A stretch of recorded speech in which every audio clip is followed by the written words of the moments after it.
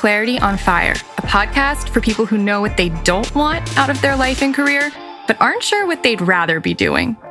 In a world where it's easy to exist, but hard to feel alive, we, Kristen and Rachel, two certified life and career coaches, are here to help you cut through the information overload, get unstuck, and focus not just on how you can have a career you're passionate about, but how to create a whole life that feels fulfilling. So join us here, where we serve up inspiration and down-to-earth wisdom in a way that only two best friends can. We want you to experience the relief of knowing that, yes, you're allowed to want more out of your life and career. And no, you don't have to wander through the dark anymore. Our job is to light the fire that shows you the way. Let's go.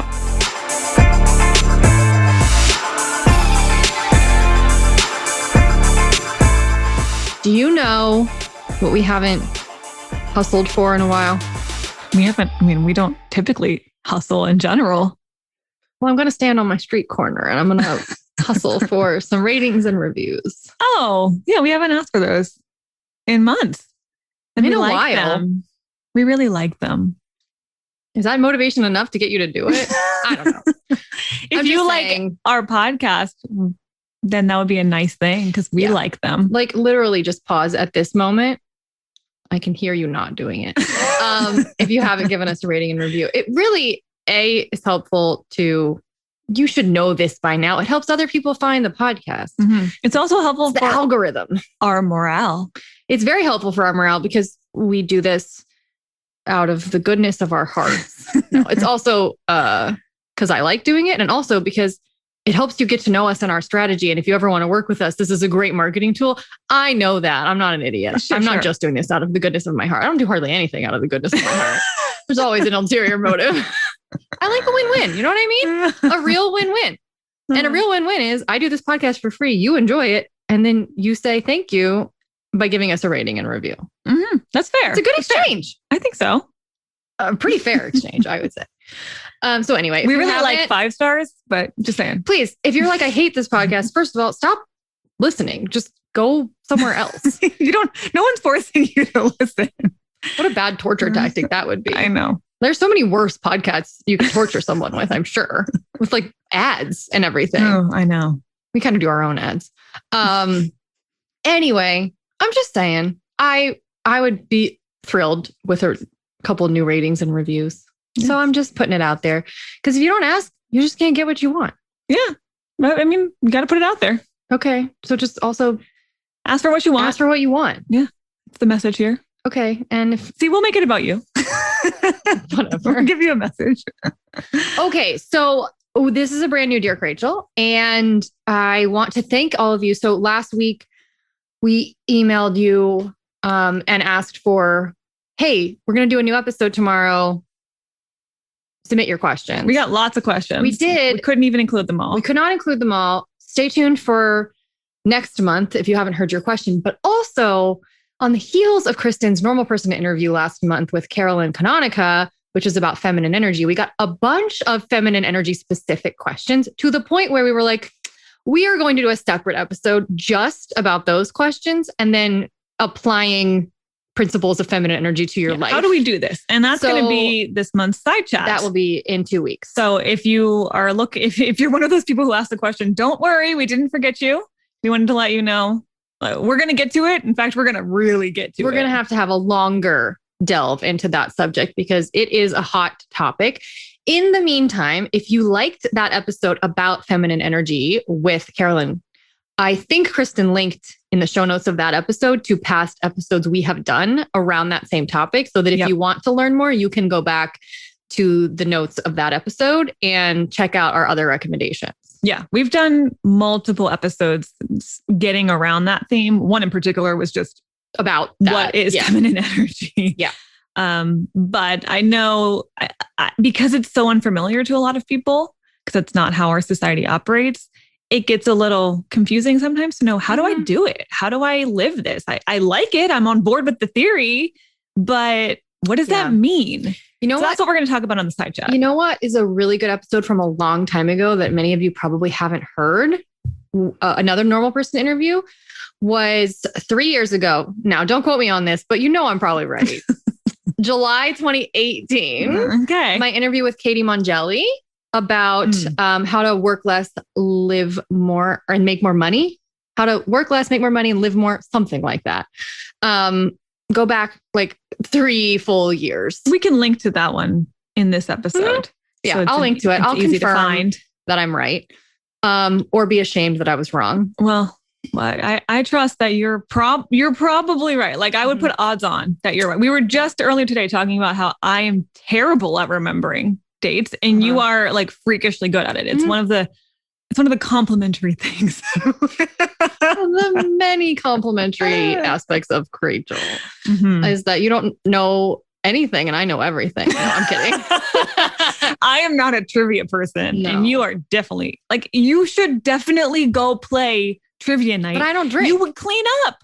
I could do it against drunk people and get even. I'm telling you, really that's even better. I don't like staying out late. This is a problem. Okay. So anyway, if there were episodes in the Carolyn Canonica, like the show notes, go look at that first. And then if there are others I think of that weren't included, I will add them to the show notes of this episode so that you can really brush up on the whole feminine energy thing before our side chat in 2 weeks. Sound good? Okay. So now let us... Other Dear Krachel questions that we got for this time. Yeah, all career oriented this time. Which we don't always have a theme, but this time we did. Well, I guess the theme is just your job and how to get out of it or make it better. Well, a lot of people are here, frankly, so it makes sense. Okay. Okay, so the first one. Dear Krachel, how long should you stay at a bridge job? Or how long is too long to stay at a bridge job? And that is from Ashley. Okay. I don't think there's any hard and fast rule about how long you're quote unquote supposed to stay at a bridge job. The time you spend at a bridge job is meant to be productive and intentional. So the real question is, what are you doing with the time that you're at your bridge job?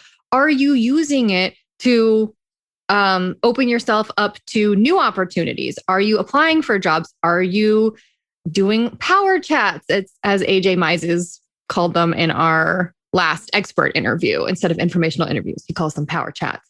Are you taking a class or something that's going to help you up level? Like, why do you have a bridge job? And then are you actually making steady, consistent progress according to your goal? Because if you are, then I don't think the time matters as much. That ends up being a year, 2 years, even longer, but you're still making progress toward the goal you originally set for yourself. Then I don't know that the time is the problem. I agree. Keep in mind, the name bridge job, it says it in itself, is that it's supposed to take you from where you are and build a bridge in some way, shape, or form to where you want to be. Now, the reason I think you're asking this question, and it's a good question, because it does happen that sometimes people will go into something thinking it's a bridge job and they get stuck there. Sure. And that often is because there wasn't a clear intention of what they wanted that to bridge them into. Yeah. So sometimes the job itself is going to give you some skills or some contacts or a new title or something that actually very directly bridges you into the job you really want. Sometimes it's less direct. Sometimes it's more of just like, I need a break from my really toxic work environment. I need to detox and take a breather. I don't have any energy to do job searching or to look at school. So I need a job that is just a little bit of a relief, but still pays the bills and lets me do all of that with my leftover energy. In which case, wouldn't you put a time constraint on that? Like you would say, all right, so for the first 6 months of this job, I'm going to just let myself coast. I'm going to replenish my energy. I'm going to clock in and out. I'm going to go home when I say I'm going to go home, and I'm going to rest, and I'm going to work on my hobbies. I'm going to build my energy back up. And then I will reassess in 6 months, and I will start working more actively toward the other side of the bridge. Yes, exactly. Which is why if you have been in a bridge job for say more than 2 years and you didn't mean to be there that long, that's you just kind of got stuck in a job. You just got stuck. It's just a job at this point. Yeah. If you're in a bridge job for more than 2 years, but that was on purpose because you were building your business on the side and you wanted that to build up to get to steady income or or you intended to go back to school, but you wanted to take a few classes in 2 or 3 years ahead of time or whatever. So there isn't a hard and fast rule on this, but it all comes back to what was your intention in taking this in the first place? And have we veered away from that intention, or are we still on track with that? Mm-hmm. If you're off track, you can get back on track. Sure.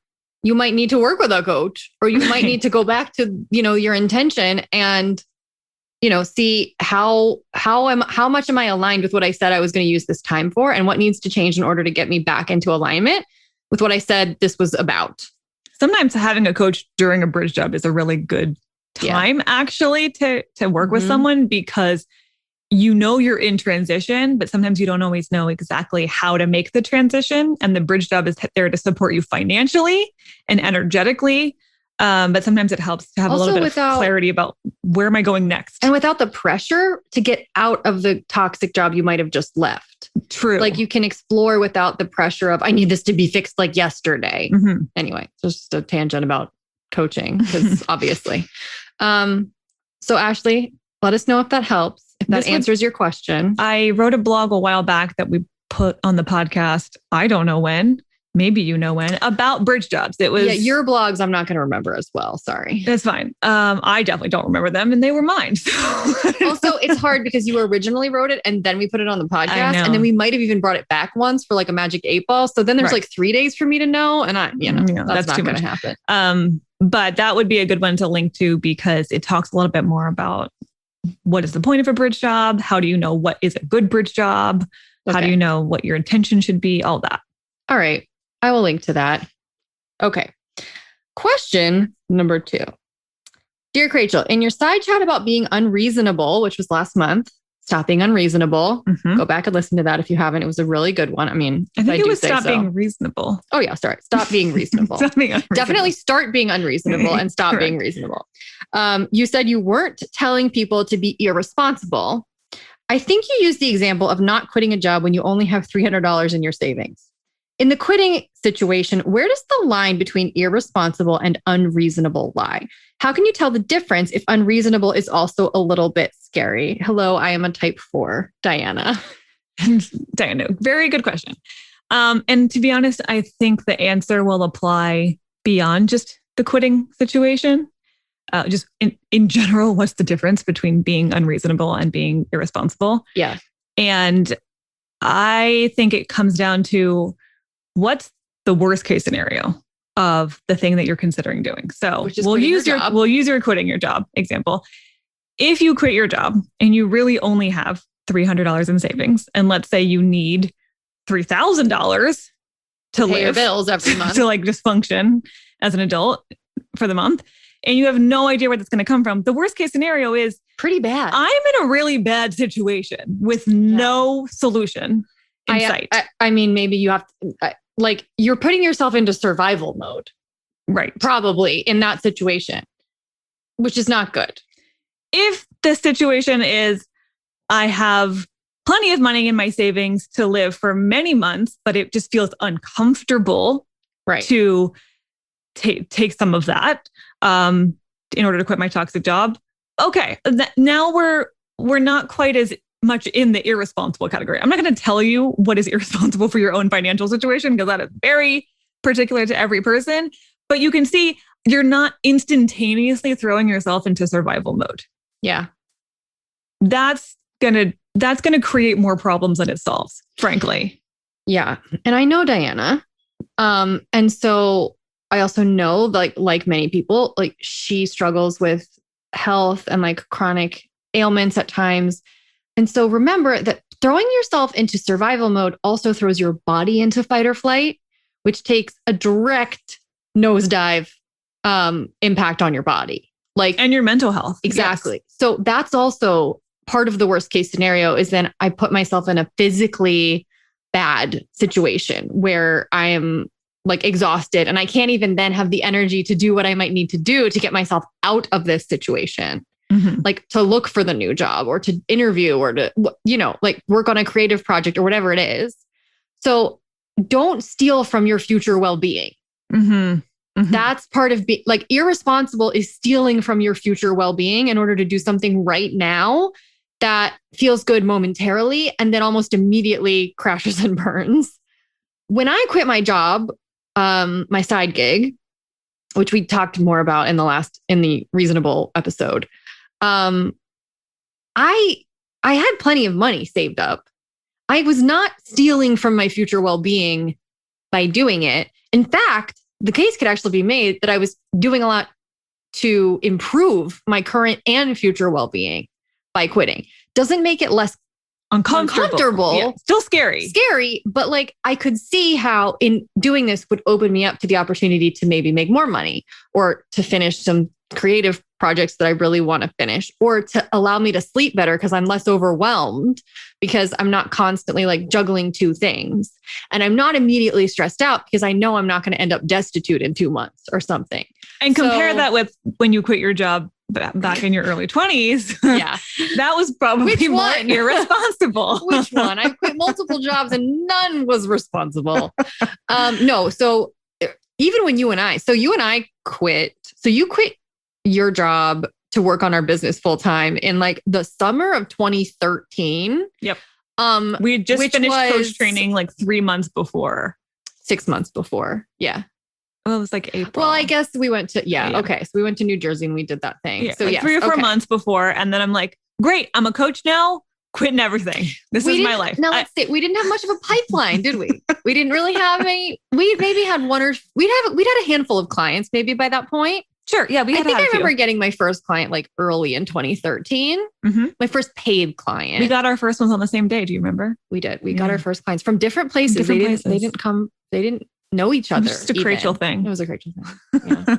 Yeah. We got our first clients on the same day, but we hadn't had like a ton of clients. Okay. But we were like, it'll work out. And neither of us had very much money in our savings account. I remember having a full-time job and I had 4 clients at the time on top of my full-time job. And I thought, that was easy. If I got 4 now, I could easily triple that if I was doing this full time. That's not how it works. That's not necessarily at the beginning of business. That's not how it works. And you know what? If you'd had a ton of money saved up, it wouldn't have mattered that's not how it worked. That wasn't the case. Mm-mm. And I refused to get a part-time job to support those early days. Right. That was irresponsible. Right. And then I went and did the same thing 6 months later and quit my job. You watched me do this irresponsible thing and you're like, cool, I'm going to jump right in that pool. Yeah. Like, what's not to love about that? Uh-huh. And then we were both just lying on the floor in the hood of despair, wondering what we'd gotten ourselves into, but it worked out. Which is to say, you can even be irresponsible and still have things work out, Diana. You will test your own resourcefulness. You'll put your body through a lot of shit. We had a long recovery period as well, and from the stress that we put ourselves under. And we both had chronic health ailments that we had to like then deeply heal from after years of fight or flight. So maybe again, not the most responsible because it caused some long-term strain. Did it steal from my future well-being? Probably. So I think we also have to build in, just like we told Ashley, you got to build in your own kind of time constraints and check-ins around this. So first, be honest about what the worst case scenario is. Like the realistic worst case scenario, not the like I live under a bridge now scenario, because I know that you have parents and family or a friend or something that would house you if you were literally homeless. But like the realistic worst case scenario is I have to move back in with those people. I can't find a job for like years. Like what's your worst case scenario? Credit card debt and whatever. My health flares up and I have issues. Like what's your worst case scenario? Like be honest about it, write it out. And then, okay, can we mitigate that? Mm-hmm. What can we do to either plan for that? Or, okay, let's see, I want to quit, but I don't want this to happen. So how much longer would I have to do this in order to save up X amount of money so that I could go X amount of time, without having to consider that as an option? Yeah, I think there's a little bit of all or nothing thinking that can go into this, which is, well, if it's irresponsible, I just have to not do it and do the super responsible thing. No. If you're afraid what you're going to do is the really irresponsible thing, maybe the answer is how do we just pull that back from the edge of the cliff a little bit and do something that still feels a little unreasonable, a little scary, but is not going to turn into disaster. Like the worst case scenario is uncomfortable, a little like not super fun, but you could handle it. It would be fine. And you'd come out of the other side mostly unscarred. So I think then the question is, where is your line? And yours is going to be different than someone else's listening to this. Where is your line between discomfort and full-on panic, fight or flight mode? We want to err to the side of it's uncomfortable, but I'm not panicking. Yeah. So how much money do we need for that to be true? How much? And that might mean total, or that might mean how many months of bills. That might mean how many months I'm willing to go without working or making any money before I would get like a part-time job or something like that. Just like a side gig to make a little bit of extra money.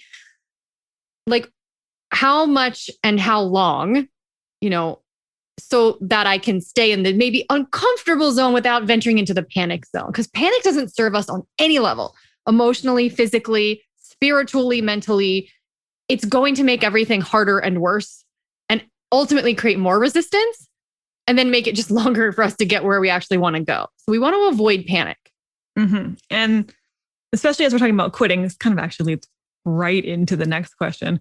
There might be a middle ground strategy where full-on quitting right now feels irresponsible, given what you've just figured out is what you need to mitigate your long-term, your worst case scenario. Can you go part-time?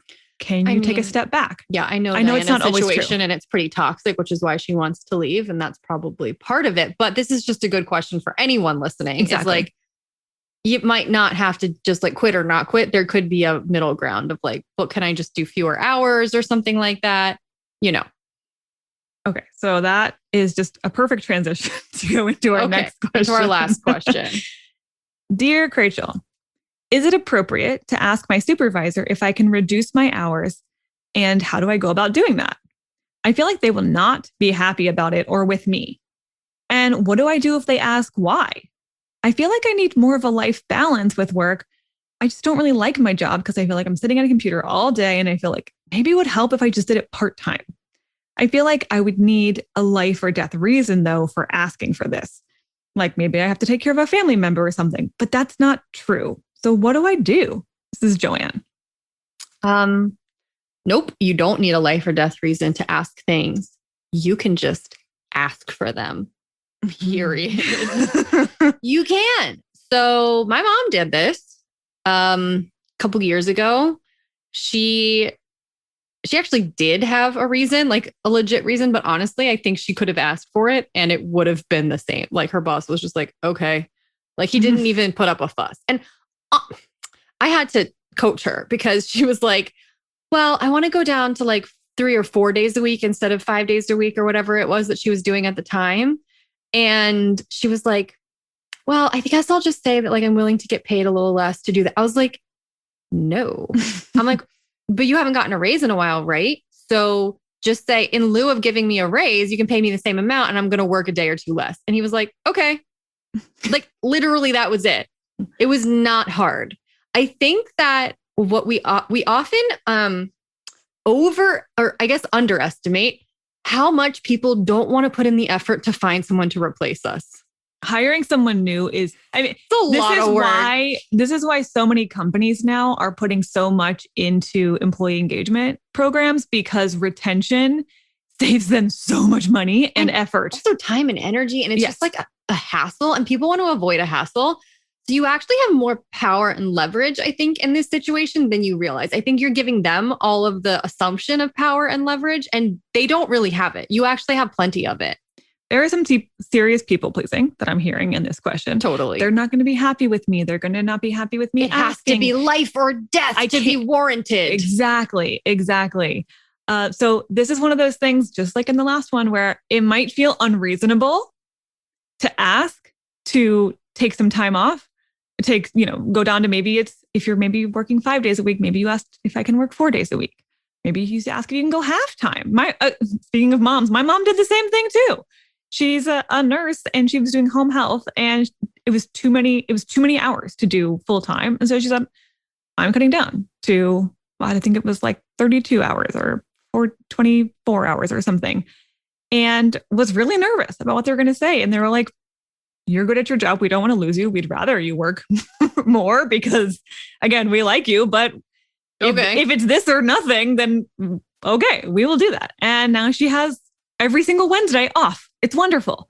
So often, again, your people pleasing tendencies will often get in the way of asking for what you really want, but then you just end up unhappy and resentful. And then you ultimately probably just want to quit. So that doesn't help you or them. They'd probably be a lot more unhappy if your resentment turned into you just impulsively quitting one day because you're so annoyed. Exactly. And you want to know what? You can use that as leverage. Sure. Here's what I would say. Take notes if you need to take notes. I would say I really value balance, and I would like the opportunity to have more time in my life at this age or this juncture, wherever I am, to focus on my family or to focus on, my pursuits outside of work. And to be honest, to be really transparent, I'm getting to the point where I am feeling like I cannot keep going. I can't keep doing things the way that I'm currently doing them. And I fear that it might lead to me just all out quitting, which I don't necessarily want to happen. But I see a solution. And the solution is, instead of me just up and quitting, I could bring a little bit more balance into my life instead and do 3 days a week or 4 days a week. And you still get me. And I can still, do almost all of the stuff I'm doing now. I'm just going to put it into a little bit less time. And in the time I'm there, I'm going to be much more focused and more engaged and more rested. And so I think I could probably even do more quality work if I had more of that balance. I think they're going to probably bank on not wanting to replace you and not losing you and just keeping you content. Then they are going to be like, great, well, instead of like just losing you for one day, we're going to lose you for all of the days. And then we're going to have to find someone else to do your job and then train them. Like, that's a hassle. They're not going to want to do that. And hey, it's an option. It's a possibility. So again, just like we told Diana, mitigate the worst case scenario. If you're willing to go in there and ask for that, knowing that there's an off chance they're going to be like, pack your bags and you're okay with that, then do it. Mm-hmm. I really don't think they're going to do that. Now they might tell you no. And then you're going to have to decide, okay, well then do I want to keep working at a place that doesn't allow me that level of flexibility?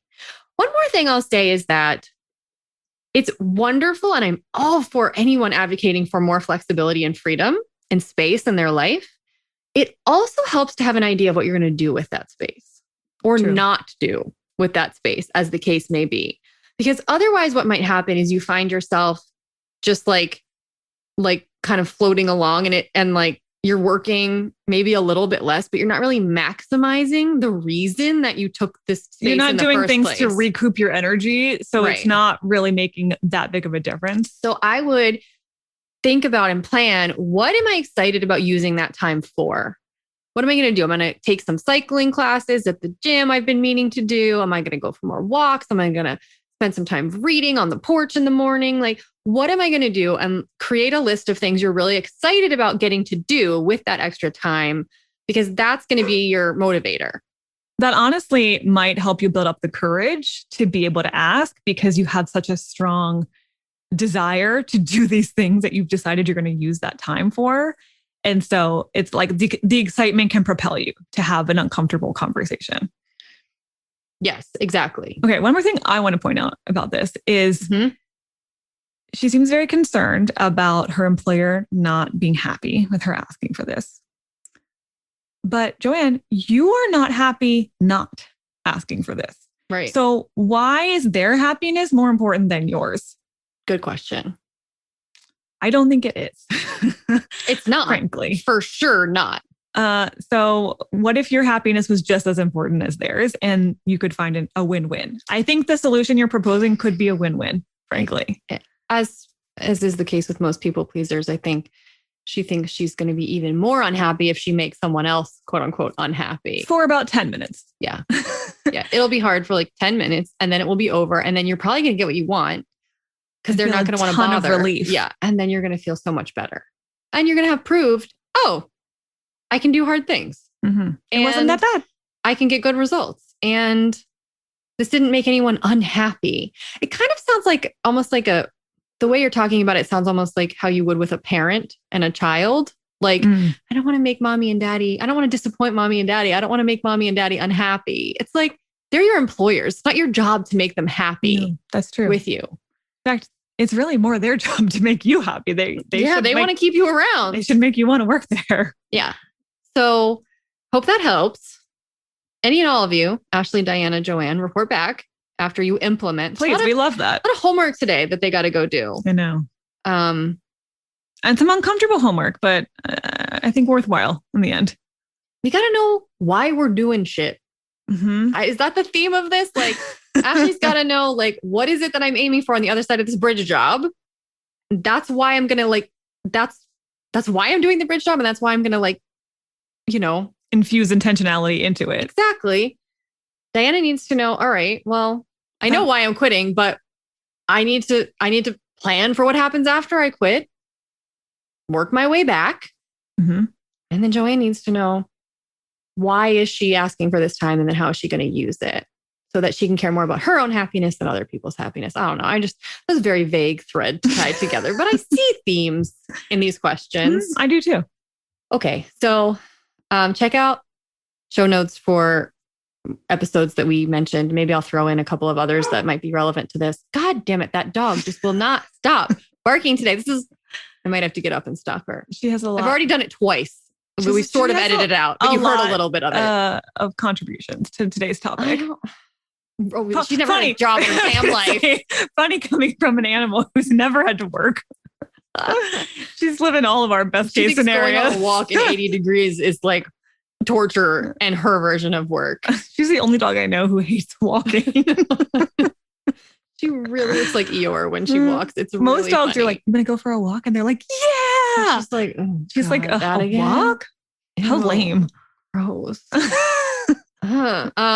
Okay, so as we're wrapping up, I want to remind you guys that we have got a Patreon community, and this month, am I allowed to say this yet?